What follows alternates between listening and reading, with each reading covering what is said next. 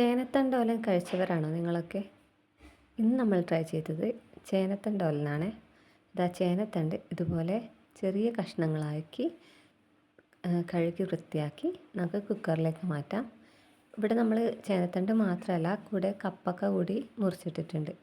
ഇനി അതിലേക്ക് ആവശ്യത്തിനുള്ള പച്ചമുളകും ഉപ്പും കുറച്ച് വെള്ളവും ചേർത്ത് നമുക്ക് കുക്കറിൽ ഇട്ട് വേവിച്ചെടുക്കാം.